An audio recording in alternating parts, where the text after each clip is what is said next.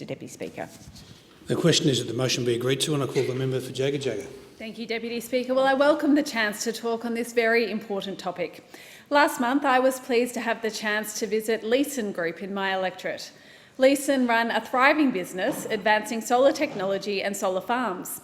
Their vision is for Australians to have an abundance of financially accessible energy as we transcend into a future that is no longer harming our planet. And it's wonderful to see this innovation and new technology being driven locally within Jagga Jagga. But let's be honest, this work is happening despite this government and not because of it and its policy settings. The so-called technology roadmap is a road to nowhere. There's no destination because there's no target. Australia is now the only developed country not to have committed to reaching net zero by 2050. All because the Prime Minister can't convince his own backbench to set ideology aside and focus on the jobs of the future. And there are some recent clear examples of this. Just last week, the Resources Minister vetoed public funding for a wind farm and battery project in northern Queensland, because apparently the technology roadmap does not involve supporting renewable energy and the much-needed jobs that come with it. The proponents of this particular project say it will create 247 construction jobs and 5 ongoing positions. But the Minister says support for the project would be inconsistent with the objectives and policies of the Commonwealth Government.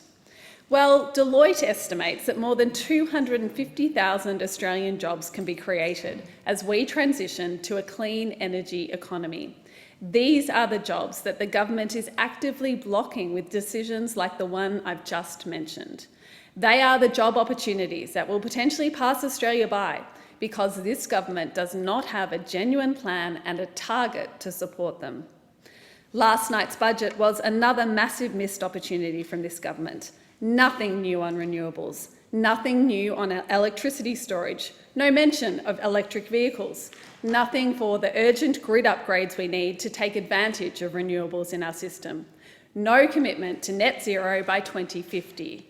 This is a government driven by dangerous ideology and we are all suffering because of it. Well, Labor gets it. We know that Australia can be a renewable energy superpower. Our $15 billion National Reconstruction Fund will allow us to partner with private capital to promote manufacturing and strategic industries, with low emissions technologies and renewables manufacturing highlighted as a key priority for that investment. What a clear contrast from what we see from this government. They're blocking, we're seeking to invest in these new technologies. We're seeking to create the jobs we need as we come out of this pandemic, while also investing in a clean energy future for all of us. Our Rewiring the Nation policy, transforming our ageing electricity grid so we can get renewable energy to where it's needed and once again, create the jobs that will be there in the future. And our $200 million investment in 400 community batteries so that more people across Australia can benefit from solar. Our tax cuts that will make electric vehicles cheaper and the commitment to develop Australia's first electric vehicle strategy. Nothing of this scale have we seen from the other side. No mention in the budget, a technology roadmap that takes us nowhere.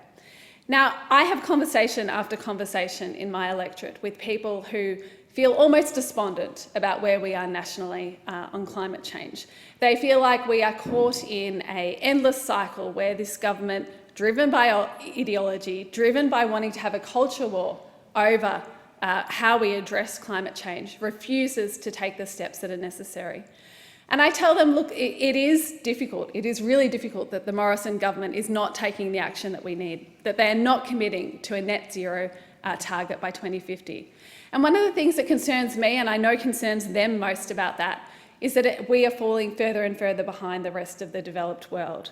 Our trading partners have these commitments, and they will start penalising us for not having them as well.